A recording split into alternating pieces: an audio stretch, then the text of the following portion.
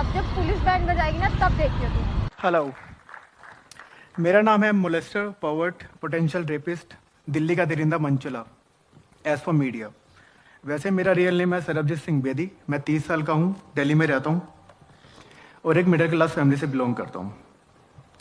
4 साल पहले एक लड़की ने मेरी फ़ोटो क्लिक करी और social media like Facebook Twitter पे पोस्ट कर दी और उस फोटो के साथ लिख दिया इतना कुछ कि मैंने उसको छेड़ा, उसे मारने की धमकी दी, उस पर गंदे कमेंट्स पास किए। दरअसल 4 साल पहले की बात है। मैं अपनी बाइक पर था और ट्रैफिक सिग्नल रेड। एक लड़की ने मुझे रोका। मैंने उनको आराम से इज्जत से बोला कि मैम आप अपना चले जाओ, मुझे इधर जाना है। इसी बात पे उन्होंने मेरी फ़ोटो क्लिक करी और बोला कि अब देख, जब तेरे घर पुलिस आएगी तब तुझे पता चलेगा। ये चीज़ देख के जब हमारी कॉन्वर्सेशन छोटी सी हुई, उसके कुछ फ्रेंड्स हमारी तरफ आए तो जब उनको मैंने देखा आते हुए तो मैंने उनको बोला कि ये क्या बदतमीजी है, लड़की ने फ़ोटो क्यों कैप्चर करी। उन्होंने मुझे विश्वास दिलाया कि तुम यहाँ से चले जाओ, तुम्हारी फ़ोटो हम रिमूव करवा देंगे। वो बातों पे ट्रस्ट करके मैं वहाँ से चला गया। रात को घर आया, मैंने मम्मा को सारी बात एक्सप्लेन करी कि मम्मी आज मार्केट में जाते हुए ऐसी ऐसी बात मेरे साथ हो गई। उसके बाद मम्मी परेशान हुए थोड़ा सा। मैंने सबको समझाया उनको। लेट नाइट हमने अपना डिनर फिनिश किया, बेड पे आ गए। मम्मा सोने चले गए। मम्मा के फ़ोन पे एक रिलेटिव का फ़ोन आया। उन्होंने बताया कि जब मैंने फ़ोन पिक किया, उनको मैंने सिर्फ सत श्री अकाल बोली, सत श्री अकाल। उन्होंने आगे सब गुस्से में बोला, ओए तू बाहर लड़कियां छेड़ता है। मैंने कहा ऐसी कोई बात नहीं हुई, मैंने किसी को नहीं छेड़ा, जो भी आपको सुनाई दिया या आपने सुना है वो गलत है। फिर ये सुन के आवाज़ मम्मा उठ गए। मम्मा ने बोला फ़ोन मुझे दे, मैं बात करती हूँ। मम्मी ने उनको सब कुछ एक्सप्लेन किया तो उन्होंने आगे से मम्मी को भी गुस्से में ही बोला कि तू इसकी गलतियों पे पर्दे मत डाल। मतलब अपने सगे रिश्तेदार होके भी वो डाउट कर रहे थे मेरे ऊपर कि मेरा कैरेक्टर शायद खराब है। उसके बाद मैंने मम्मा को बोला, जिनका फ़ोन आया था उनको मैंने बोला कि आपको ये बात कहाँ से पता चली। तो उन्होंने बताया कि तेरी एक फ़ोटो है जिस पर तू बाइक पे बैठा, तूने रेड कैप वेयर की हुई है और वो वायरल हो रही है। उसके साथ इतना कुछ लिखा हुआ है कि तूने एक लड़की छेड़ी बाहर रोड पे। तो मैंने उनसे रिक्वेस्ट करी कि मुझे प्लीज़ लिंक प्रोवाइड करो, मैं भी एक बार देखना चाहता हूँ कि पोस्ट में है क्या। जब उन्होंने लिंक प्रोवाइड किया तो मैं अपने बेड पे बैठा रह गया। वो पोस्ट सेम नाइट 30-35 हज़ार शेयर हो चुकी थी। और जब मैंने पोस्ट खोल के देखी तो उस पोस्ट में इतनी लोगों ने अब्यूज़ करा हुआ था, इतनी गालियाँ लिखी हुई थी। तो मैंने सोचा कि जब वो लड़की झूठ इतना फैला रही है तो मैं ऐसा क्या करूं कि मेरी इमेज थोड़ी साफ हो जाए। मैंने उस कमेंट्स के नीचे रिप्लाईज करना शुरू कर दिया। रिप्लाईज तो मैंने कर दिया, मैं थोड़ा खुशी भी हो रहा था कि चलो लोगों को मैं अपनी बात बता रहा हूँ, बट वो मेरी गलती थी। लोगों ने मुझे मैसेंजर पे वॉइस नोट भेजने शुरू कर दिए जिसमें क्लियर उन्होंने अब्यूज़ करा। उन्होंने बोला कि तुम बाहर कर रहे हो, सड़कों पे कर रहे हो, अपने घर से शुरुआत करो। ये लोगों की थिंकिंग थी। मैं काफ़ी अपसेट हुआ। मैंने मम्मा को बोला 12:30 बजे के अराउंड रात को कि अभी पुलिस स्टेशन चलते हैं, लड़की के अगेंस्ट कंप्लेंट करके आते हैं। और मैंने कहा लेट हो गया काफ़ी, तो सुबह चलेंगे। मैं कहा ठीक है। अगली मॉर्निंग हुई, मैं मम्मा पापा हम तीनों थाने की तरफ गए। थाने के बाहर पहुंचे, बाहर ही खड़े थे, अंदर नहीं गए। काफ़ी भीड़ थी वहाँ पे, मीडिया थी, काफ़ी लोग थे। तो पापा ने बोला तुम लोग बाहर रुको, मैं देख के आता हूँ अंदर ये मीडिया किसके लिए आई है, अंदर क्या हो रहा है। पापा गए और जब बाहर वापस आए, मेरा निकनेम हनी है, तो पापा ने बोला मीडिया हनी तेरे लिए आई है, तेरी सर्चिंग हो रही है, तेरे अगेंस्ट अरेस्ट वारंट इशू हो चुका है। तो थोड़ा सी घबराहट हुई। मम्मी ने बोला एक काम कर, तू अभी मामा जी के घर चला जा, हम तेरी बेल का अरेंजमेंट करके आते हैं। इस बीच मुझे मेरे ऑफिस से फ़ोन आ गया। जैसे मैंने फ़ोन पिक किया, मैंने उनको बोला कि आज मैं कहीं इमरजेंसी में हूँ, मैं ऑफिस नहीं आ पाऊँगा। आगे से मुझे रिप्लाई आता है, हमें पता है तू कहाँ पे बिजी है, सर को पता चल गया कि तू क्या कर रहा है और तेरी वजह से हमारी कंपनी का नाम काफ़ी ख़राब हो रहा है, अब तुझे ऑफिस आने की ज़रूरत ही नहीं है। जिनके साथ 3-4 साल से मैं काम कर रहा हूँ वही मुझे पहचानने से मना कर रहा है कि मेरा एक्चुअल में कैरेक्टर है क्या। अगले दिन मेरी अरेस्टिंग हुई, मुझे पुलिस ने अरेस्ट किया, थाने लेके गए। मेरे लिए मास्क रेडी किया गया कि मीडिया को दिखाना था कि दिल्ली का दरिंदा जो मंचले हैं आजकल घूम रहे हैं उनको हमने अरेस्ट कर लिया। मेरा फेस कवर किया गया मास्क से।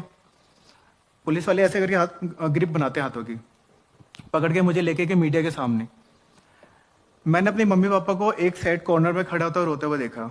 उस टाइम मेरा ट्रायल हुआ, मुझे वापस लेके गए। एक रूम में मुझे, मेरी मम्मी पापा को बिठाया और 2-3 सीनियर ऑफिसर्स थे।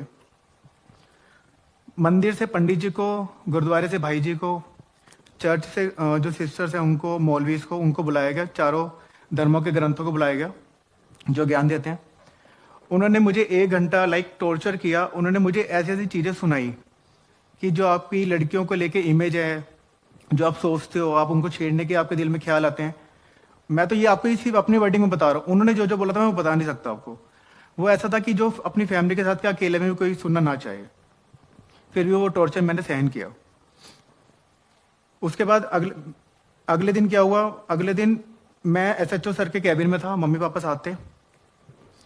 एक कांस्टेबल आया, उसने बताया कि बाहर एक विटनेस आया है जो कह रहा कि उस टाइम उस स्पॉट पे वो भी था, मेरे बिल्कुल बैक साइड पे, और ऐसा लड़की जो बोल रही है ऐसा कुछ भी नहीं है, मुझे अपनी स्टेटमेंट रिकॉर्ड करवानी है। बट पुलिस वालों ने क्या किया?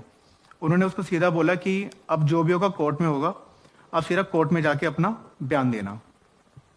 फिर मुझे कोर्ट लेके गए पेपर साइन करवाने के लिए कि बेल, तो पेपर में जब तक साइन नहीं करूंगा बेल होगी नहीं, क्योंकि पुलिस वालों ने मुझे ऐसे ही छोड़ा था। अगले दिन मेरी बेल होगी, मैं फ्री हो गया। उसके बाद मीडिया ने मुझे नए नए नाम दिए। जैसा मैंने अभी आपको बताया, दिल्ली का दरिंदा मंचला, काफ़ी मेरा नाम उछाला गया उन्होंने ऐसे। मैं जहाँ भी जाता था लोग मुझे शक की नज़र से ही देखते थे। इन 4 सालों में मैंने काफ़ी कुछ फेस किया। केस मेरा शुरू हुआ मार्च 2016 में, 6 महीने बाद इंसिडेंट के।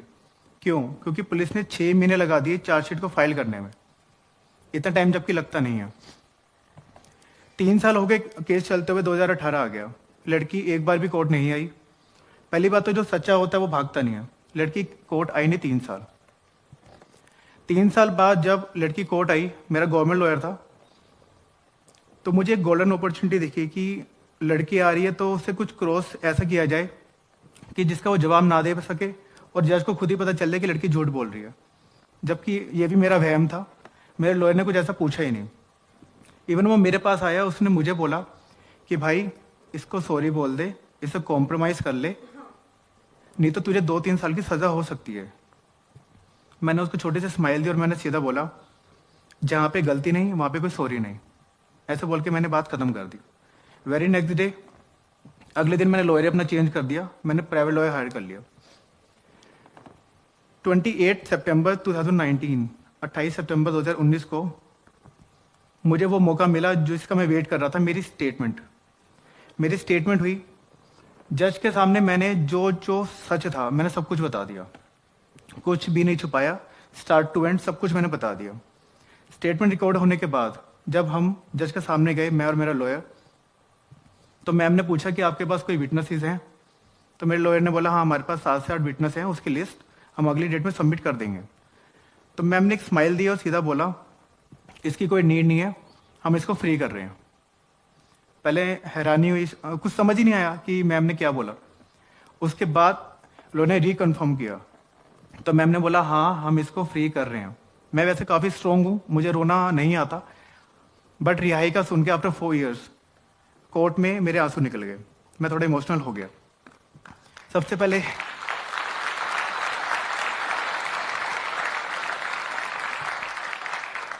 Thank you. सबसे पहले मैंने मम्मी को फ़ोन किया कि मम्मी मैं फ्री हो गया, मुझे दोबारा कोर्ट की शक्ल नहीं देखनी पड़ेगी। इन 4 सालों में मैंने काफ़ी कुछ खोया। जहाँ भी जाता था लोग सिर्फ ये बोलते थे कि ये वही लड़का है जिसने लड़की छेड़ी है, तिलक नगर वाला लड़का। कोई ये नहीं कहता था कि ये वो लड़का है जिसके ऊपर लड़की ने फेक केस किया है। ऐसा कोई नहीं कहता था। मीडिया, क्या मीडिया जो आपको दिखाती है वो सच होता है? नहीं। क्या मीडिया जो आपको वायरल, जो चीज़ें वायरल होती है, वीडियो या कुछ भी होता है, उसको सच मान लेना चाहिए? ऐसा कुछ नहीं है। ये सब गलत फहमी है, हमारा दिमाग का वहम है। मेरा निकनेम है हनी। मीडिया वहां पे दिखाती है सनी। जो मीडिया सच्चा नाम नहीं दिखा सकती वो आपको सच्चाई क्या दिखाएगी? राइट?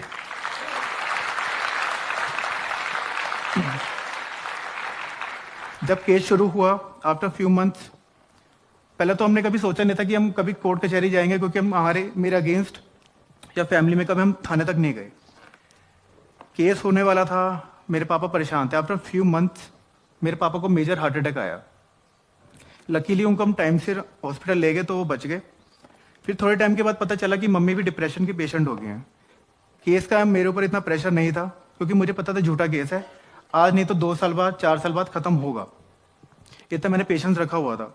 बट फैमिली को देख के मैं थोड़ा टूटता जा रहा था कि अब मैं कैसे क्या करूँगा। अप डाउन सब हो रहा था, जॉब मिल रही थी, जॉब जा रही थी, जॉब मिल रही थी, इसी केस की वजह से, क्योंकि लोग फेस नहीं भूल पा रहे थे, क्योंकि छोटा केस नहीं था ये। उसके बाद काफ़ी स्ट्रगल किया, एक जॉब लगी, फिर जो मैंने बताया कि मैंने प्राइवेट लॉयर हायर किया, वो आफ्टर उस जॉब के बाद मैंने प्राइवेट लॉयर हायर किया था। काफ़ी कुछ देखना पड़ा जो ना चाहते हुए भी बता नहीं सकते हम। हालांकि मैं कुछ बातें शेयर करना चाहूँगा आपके साथ अपने दिल की, जो मैंने खुद, मेरे थॉट्स हैं। अगर आपकी लाइफ में कुछ ऐसी सिचुएशन आती है कभी भी, तो आप हिम्मत मत हारो, अपनी सोच से काम लो, क्योंकि हमारे पास वो पावर है जो उस गलत चीज़ को मिटा सकती है, अगर आप सोच के करें तो। सेकंड, सॉरी बोलना, माफ़ी मांगना। अगर आप गलत हो तो आप माफ़ी मांगना सीखो। जो लोग माफ़ी नहीं मांगते उनके दिल में हमेशा गिल्ट रहता है, और उस गिल्ट से छुटकारा आपको माफ़ी दिलवा सकती है।